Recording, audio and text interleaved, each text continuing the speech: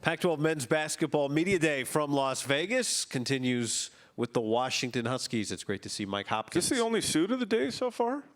No, come on. Andy Enfield was in Oh, Andy did too, yeah. Looks sharp. Thank you, bud. Coach, we appreciate it. Tell us, give us a sense of how you feel about your team right now. Well, I feel really good about our team. It will be the first time since our year one into year two where we returned. At that time, we returned an all-league player, all defensive player, all rookie. This next year, Braxton all defense, Keon Brooks all league, and we lost Keon Minifield, but Corin Johnson was borderline, and then put together a group of transfers, older, experienced players. So I think we have got a great balanced unit. Rumor on the street is you might be changing your strategy a little bit, that there may not be as much of the zone, that you'll go to a little more man-to-man. Is that the case? Yeah, we've been working on it. I think we've had 2 possessions of zone in the last 12 weeks. We had 10 weeks, 10 practices, 8 weeks up until being able to go over in our European tour, and we've really tried to become better at man-to-man. But with that, there's a lot of learning. So we're getting better, but a long way to go. Well, what was the break? Not the breaking point, but what made you decide that look, the zone's just not as good as we need it to be, so we need to try something else? What was kind of the decision there? I think a big thing is the personnel that we got. Onavier Wheeler is an elite defensive player, puts a lot of pressure on the ball. We got great rim protection. We got good size on the wings. And so I think style, just wanted to play a little bit more up-tempo, a little bit faster. When you play the zone, a lot of teams can try to take away the clock. And it still can be a good off-speed pitch because we've got some personnel to do it. But we want to be great at one thing, and I really believe we got to put a lot of emphasis in that, and that's what we've done. Development's been such a big part of Braxton Mia's career, it seems like, right? Well, I guess it's part of everybody's, but for him, the jumps that he's taken. So what's the next jump for him? Getting better in the man-to-man defense. In the zone, he's like, rim protection. I have to go out and get back. I'm right there. Braxton is one of these guys, he averaged 3 a game before he got to us, and he became such a big physical presence in the paint for us. On offense, he puts more pressure on the rim. He's athletic. He can catch lobs. He can play behind the defense. And if he gets deep post position, you're in trouble. And then on top of that, he made foul shots. And so for any big guy to be able to make that was huge, and I look for him to take the next step. It's interesting because I did a lot of your games early last year, and Kepnon goes down, so that gave Mia a big opportunity. Yeah. So Mia probably doesn't progress the way he progressed if Kepnon doesn't get hurt, but you probably would have been better last year had Kepnon not gotten hurt. We had, both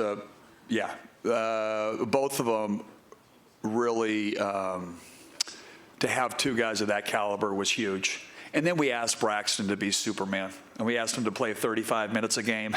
Yeah. They're going baseline to baseline, be the best defensive player on the team, don't get in foul trouble. And when you the way that we played, the luxury that we had, if he got in foul trouble, you brought in Frank, and so you still had rim protection. You could still be aggressive. We had to become less aggressive just to keep him out of foul trouble in a lot of ways, and that really hurt our defense for the most part. And so we're really excited for, Frank coming back, as well as the development that Braxton was able to become the better player. How is Frank? He's been great. He's progressing. So there's obviously, going to be some time when he's going to play, but he's out there doing stuff. You know him. He's a high-energy, hard-playing dude, and just excited to have him back too. Go back to Wheeler in how different he. Minifield was good as a freshman, but more of a scoring type guard, not a true point. Seems like Wheeler's more of a true one. He's as good of a point guard that I've seen coached. He makes everybody better. To be able to average over 7 assists in a Power 5 league in the SEC, and his speed is different. He can get up and down the court as good as anybody. He's dependable. As a coach, when you have a great quarterback, you can sit back a little bit. It's in good hands. He's a great leader. Last year we were, I think, 11th in the league in assist to turnover ratio. We had to improve that. We were 12th in the league in 3-point shooting, or 11th. We had to improve that, and I believe this roster we have.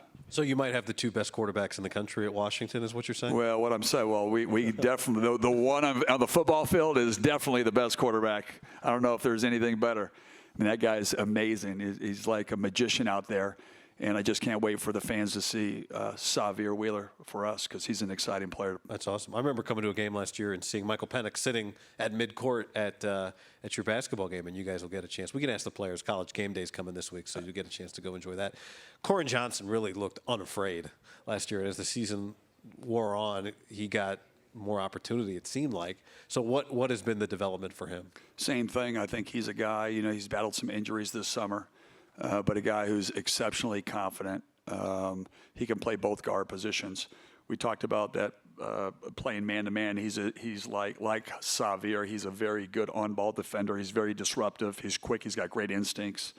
And the way that we want to play up and down, he fits that. And just like you were talking, Donnie, about Braxton's development, Corin was redshirting at the beginning of the year. And with our injuries, was able to play and then actually had some big games for us and got a lot of experience. So looking to carry over that experience. If you are changing the offense, Hop, you talk about playing fast offensively, but with new personnel, I know you have a lot of guys coming back, but you do have a lot of new personnel as well.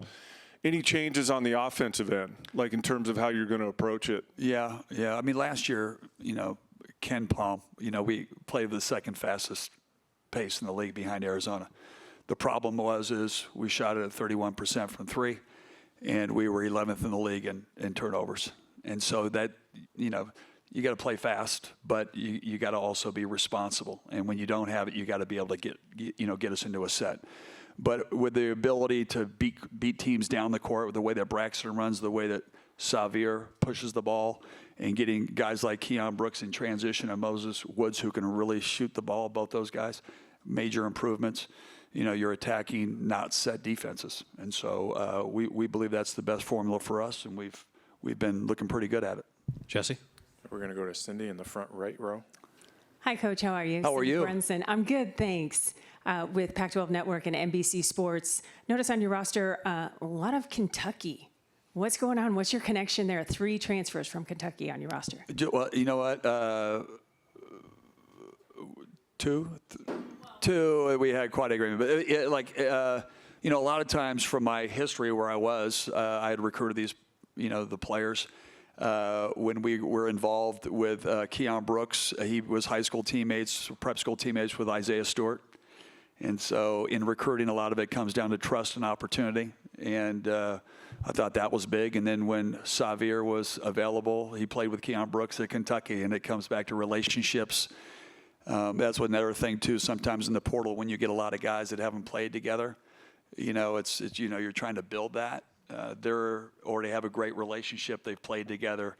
There's a mutual respect for each other and some chemistry. And so we've been able to kind of like a little bit of more of a cheat code in terms of, putting this team together too. Another Fresno State transfer too, just like Braxton. But 6 transfers in total. You talked about Wheeler. How about the other 5? What kind of impact do you foresee? Moses Woods, I don't want to even say shooter because I think he's just a really good basketball player, but I don't know if anybody ever saw this guy play, but everybody did. He could really shoot it and score. Moses can really shoot it. When you see the 3-point shot, he's an NBA caliber shooter with great size and really, has that feeling, knows his open spots, knows where to go. Anthony Holland is Swiss Army knife, high-level defensive player. Any Fresno State team, the great defensive teams. He's been injured a little bit last year, but can really shoot the basketball. And you can hear me keep saying shooting. You can hear me say decision-making. Wilhelm Breedenbach, modern day, able to finally get an MDHS guy. But been great additions, great chemistry. What's going to have to happen, Hop, for you guys to get back up into the upper half of the league? Like, we talked about the offense, the defense. Like, what has to improve the most from last year to this year for you guys to really exceed expectations? Yeah, you know what, Donnie, great question. I think, we're making the transition defensively. Obviously, in our championship level teams, early on when we started and having our best teams, we had one of the top defenses. We were in the top 4. And then offensively, you can't shoot 31% from the three-point line and expect to win championships. You can't turn it over at a high rate and expect to win championships. So a big part of that was our roster development, and our staff did a great job of putting this roster together. I think we've always had really good players. I don't think we've had a great combination of, complementary talent. And I believe that this is one of the best rosters that we've had since the year we won it 4 years ago. We're going to go to the front right. We'll stay in the front right with Willie. Hop, I got a fun one for you. Yesterday, the conversation was going amongst the coaches about the WNBA, and the finals are here. Of course, Kelly was vested with Sabrina. But in Vegas, the Plum Dog, the all-time scoring leader, we talked earlier today about the weekend that I was up there in Seattle. She was there attending that game. You keep an eye on the former women Huskies, and do you have a rooting interest, obviously, in the WNBA finals? Well, obviously, Kelsey Plum is the GOAT. She is unbelievable. I love her Under Armour commercials. I mean, she's just different. Watching her, how she approached the game, and I wasn't around her. I just watched her when she came back, and the love that she had for Washington and the program, both men's and women's, and Husky, just being a Husky in general. She's been very supportive. I love hearing the stories of her competitiveness when she would play with our team. It was funny, but that's what the great ones are, right? They're great competitors. And, Tina Langley, she's, when you're around coaches that have, take so much pride in their craft and really love their student athletes, and she's all about the right stuff. And I love being her teammate.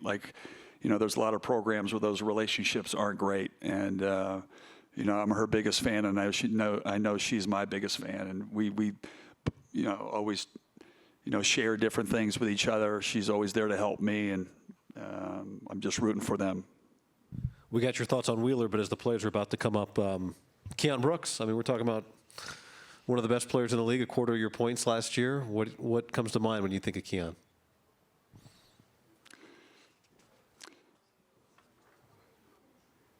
Loyalty.